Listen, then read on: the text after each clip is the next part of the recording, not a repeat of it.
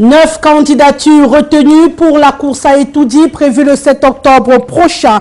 Le Conseil électoral vient de rendre public la liste des 9 candidats retenus pour la présidentielle 2018 au Cameroun. Les détails dans cette édition de l'information.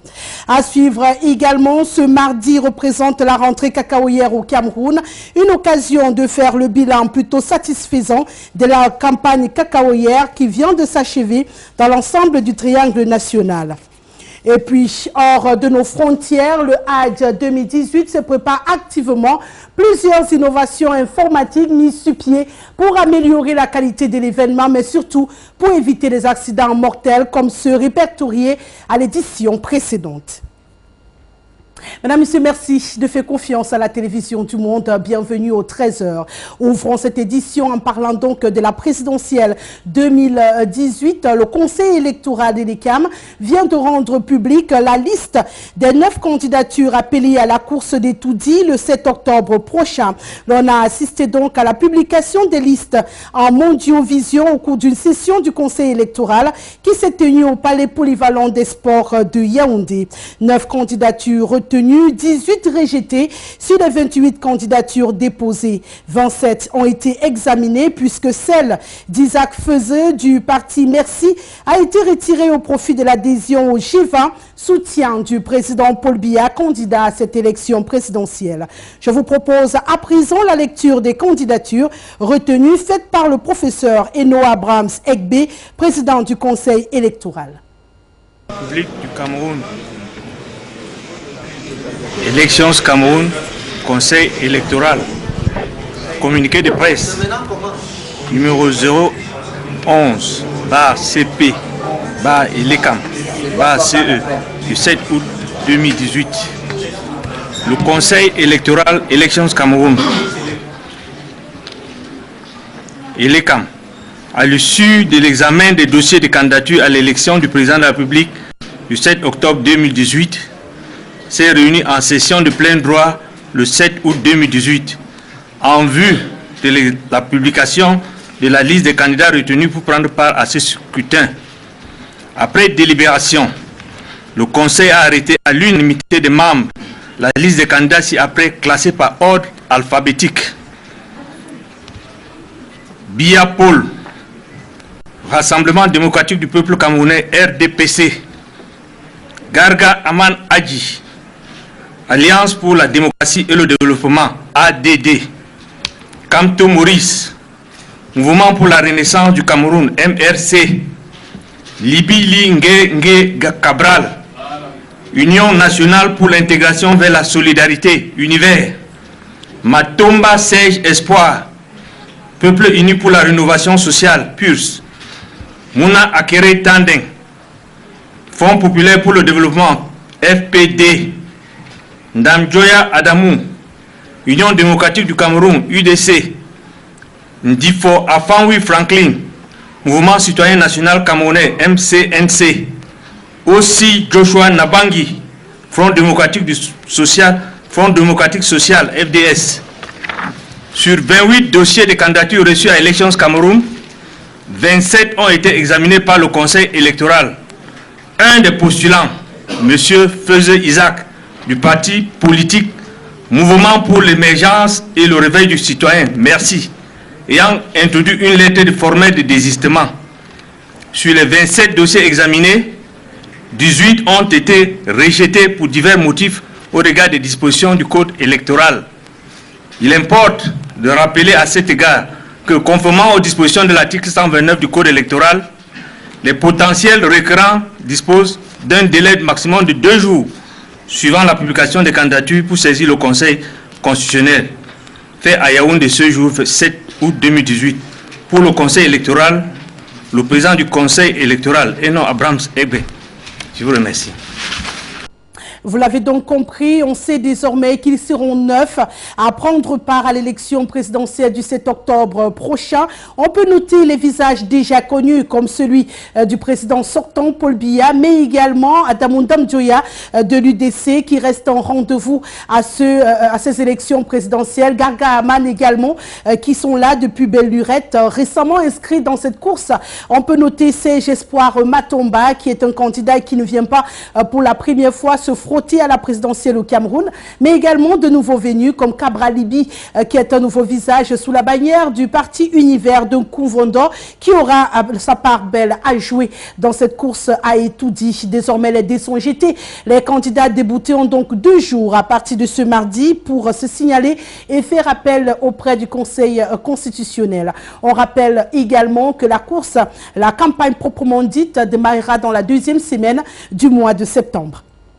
Poursuivons ce journal en parlant toujours de présidentielle, mais cette fois de la Commission des droits de l'homme et des libertés qui s'est dit favorable à un bulletin unique dans ces élections présidentielles. Le président de cet organisme vient de le faire savoir à Yaoundé. C'était au cours d'une concertation à laquelle prenaient part plusieurs visages politiques du Cameroun. Frédéric Moutomé.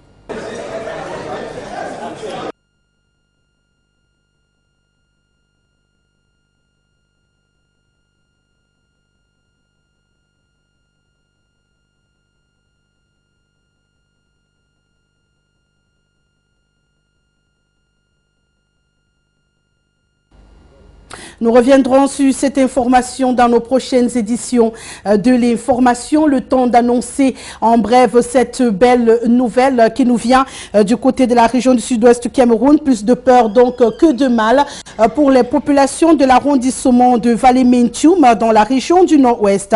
Orphelin de leur sous-préfet depuis 3 jours déjà, le chef des titres de Valle-Mentioum respire enfin l'air de liberté kidnappé depuis samedi 4 août dernier, donné par des individus accusés non identifiés alors que l'autorité administrative revenait de Bafout, une localité du département de Mentioum, puis conduit vers une destination inconnue. Derek Mwandio Lokombe a été finalement libéré aux premières heures de ce mardi.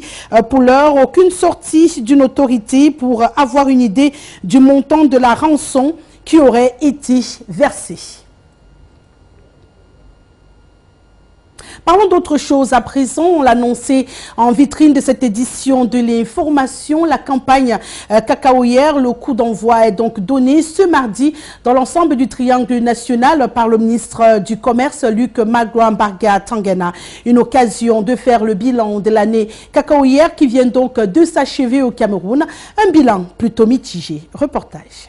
Au terme de la campagne cacaoyère 2017-2018, le Cameroun n'a pas d'inquiétude pour le rendement de cette campagne. D'après des chiffres de l'interprofession Cacao Café communiqués, les exportateurs de cacao en activité au Cameroun ont commercialisé 253 510 tonnes de cacao au cours de cette campagne 2017-2018 contre 231 642 tonnes en stagnation dans la production de la saison dernière. Selon les observateurs, cette performance peut conclure à une bonne campagne compte tenu du contexte qui prévaut dans les régions du nord-ouest et du sud-ouest du pays. Considérée comme un des plus grands bassins du Cameroun, cette zone a connu une chute de 10% de production pour cette saison 2017-2018. En effet, 223 413 tonnes, c'est la quantité de fèves de cacao reçues au port de Douala, dans la capitale économique camerounaise, en provenance de cette partie du Cameroun à 2 mois de la fin de cette campagne cacaoyère. Techniquement, ces cargaisons sont en baisse de 10%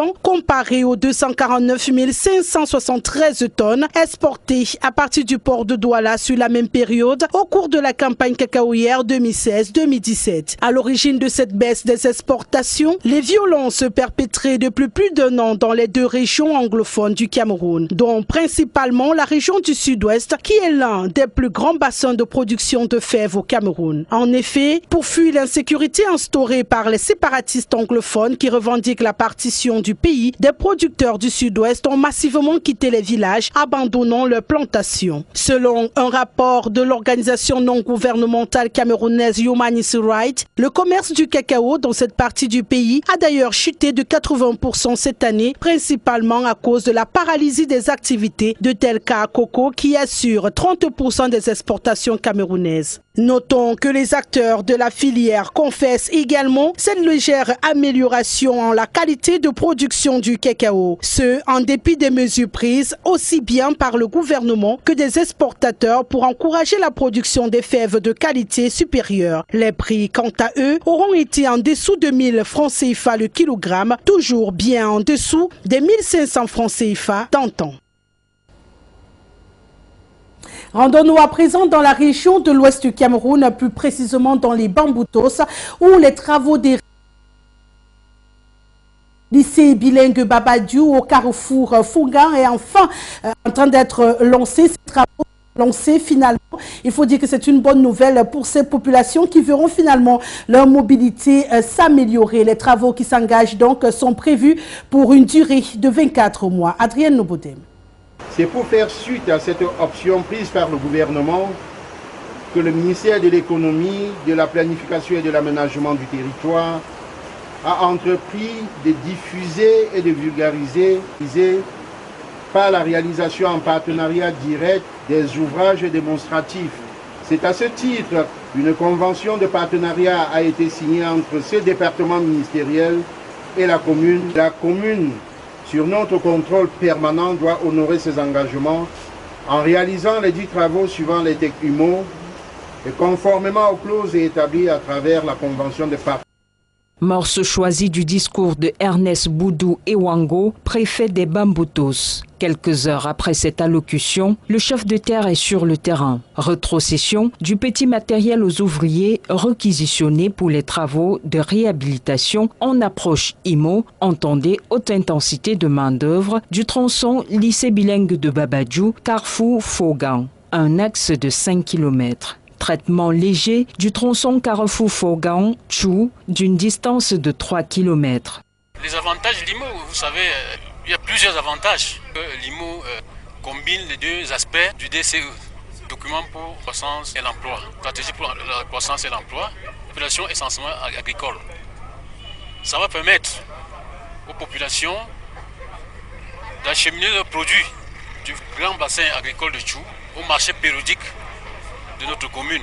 Vous savez, Babadiou est considéré comme un petit grenier dans le grand grenier de la région de l'Ouest. La mairie de Babadiou est le maître d'ouvrage. Elle bénéficie de l'appui technique IMO du ministère de l'économie, de la planification et de l'aménagement du territoire. Projet IMO financé grâce à une convention de partenariat signée le 4 mai 2017 entre le ministère et la commune de Babadiou. Les populations locales pourront bénéficier des avantages de ces travaux d'ici 24 mois. Vraiment, nous remercions grandement ce projet parce que notre zone étant pratiquement agricole, nous avons de grands champs de l'autre côté. La route pourra nous permettre d'évacuer les produits que nos jeunes cultivent de l'autre côté. En plus, vu que vous utilisez encore les mêmes jeunes pour arranger leur route, et en leur payant en même temps, et avec tant de chômage, et tant de banditisme qui est même dans cette zone à cause du chômage, je vois que la communauté sera vraiment très à l'aise. Ces axes routiers vont être réalisés en gravier latérique. La main-d'œuvre est essentiellement locale. Ce projet va améliorer la mobilité des populations, surtout celle des paysans de Tchou, l'un des plus importants bassins agricoles de la commune de Babadiou.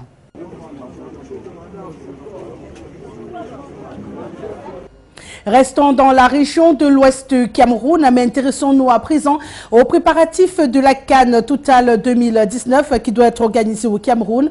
Le gouverneur de la région de l'ouest du Cameroun, Awafonka Augustine, vient d'effectuer une descente sur le terrain. Question de toucher du doigt l'état d'avancement des travaux infrastructurels pour cet événement dans cette partie du Cameroun. Reportage. À quelques heures de la troisième visite d'inspection des experts de la CAF, le gouverneur de la région de l'Ouest du Cameroun, Awafonka Augustine, président du site de Bafoussam, accompagné de son équipe, a effectué ce 6 août 2018 une visite des différents projets d'infrastructures hôtelières, sportives, aéroportuaires et hospitalières dans les villes de Bana, Bangou, Bandjoun, Mbouda et Bafoussam. À chaque arrêt, le constat de l'avancée des travaux a été effectué. Si le stade omnisport de Bafoussam, stade principal de compétition, lui est déjà prêt, les 5 stades d'entraînement affichent en moyenne un taux de réalisation d'environ 40%. Les différentes aires de jeu sont couverts de gazon, les gradins prennent forme, les vestiaires sont également aménagés. Les délais de livraison seront à coup sûr respectés selon l'entreprise chinoise. Ce mec a bien avancé.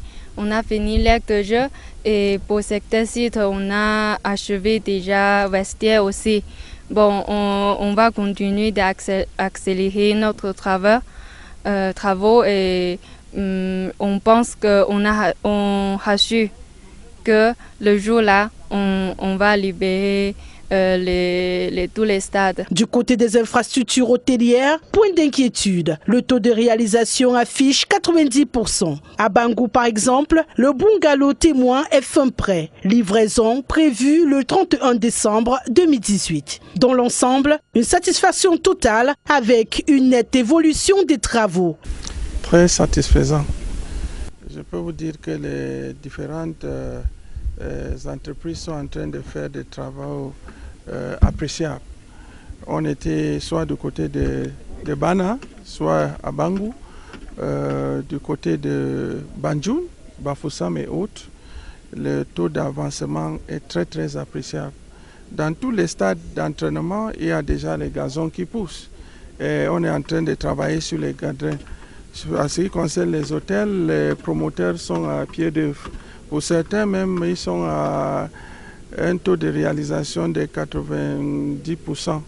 Donc je peux vous dire que d'ici l'arrivée des experts de la CAF, ils vont trouver sur le terrain, ici à Bafoussam, qu'on est très bien sur la bonne voie. Et en ce qui concerne les dates limites, vous pouvez rester assuré que toutes les œuvres et tous les projets seront achevés. Une occasion pour le numéro 1 de la région de l'Ouest du Cameroun de féliciter et d'encourager les différents prestataires, mais également de leur prescrire une accélération des travaux de manière à satisfaire les experts de la CAF lors de leur prochaine visite d'inspection. Notons que dans le parcours des experts de la CAF qui s'ouvre ce mardi dans la cité politique Yaoundé, Bafoussam est prévu pour le 9 août 2018 prochain. On en arrive à l'actualité hors de nos frontières. Tout d'abord, on parle du Hajj 2018. Des innovations informatiques sont désormais mises sur pied pour améliorer la qualité de la sécurité au lieu du pèlerinage. Africa News.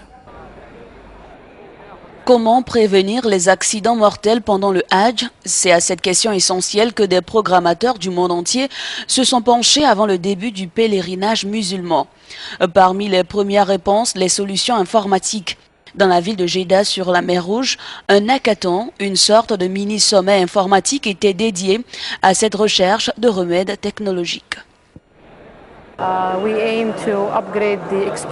Nous voulons faciliter le Hajj aux pèlerins du monde entier et nous voulons attirer des gens provenant de divers milieux, d'âges différents et de divers pays. Ce hackathon nous apportera de nombreuses solutions et idées dans lesquelles nous pourrons investir en tant que fédération. Une application permettant aux ambulanciers d'atteindre rapidement des personnes dans le besoin, à la localisation des proches ou encore la conception de poubelles à capteurs qui avertissent les éboueurs. Les solutions informatiques sont innovantes et nombreuses avec un seul objectif, mettre la technologie au service des pèlerins.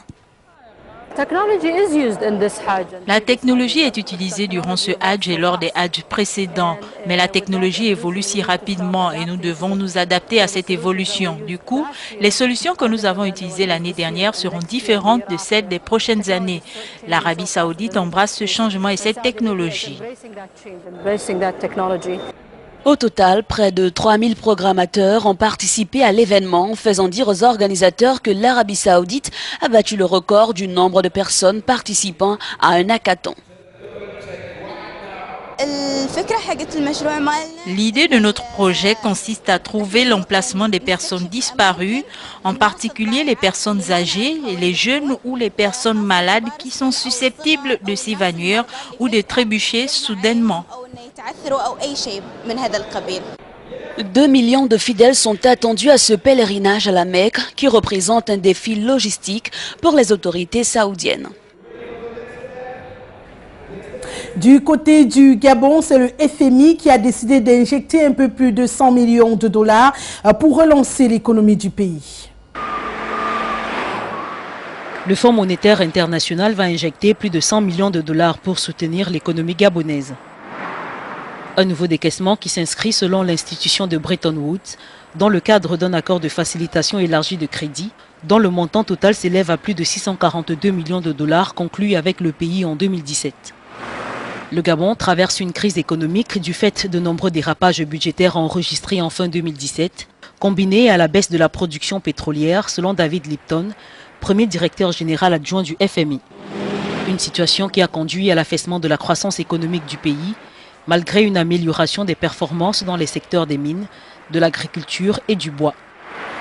Salués pour leurs mesures correctionnelles de dérapage budgétaire et d'apurement des dettes extérieures, les autorités ont toutefois été appelées à intensifier les réformes en vue d'améliorer la stabilité du secteur financier et d'élargir les dépenses sociales. Ce nouveau décaissement porte à 300 millions de dollars le nombre total de financements accordés à Libreville dans le cadre de cet accord de facilitation élargie de crédit. Mettons à présent le cap aux États-Unis d'Amérique où l'État de Californie fait face au plus grand incendie de son histoire. 2 grands foyers qui se sont démarqués au nord de l'État viennent déjà de causer plusieurs dégâts.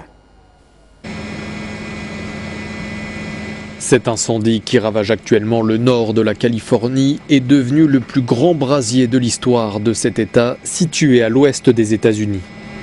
Ce gigantesque feu dit du Mendocino Complex a déjà consumé près de 115 000 hectares, soit presque l'équivalent d'une ville comme Los Angeles.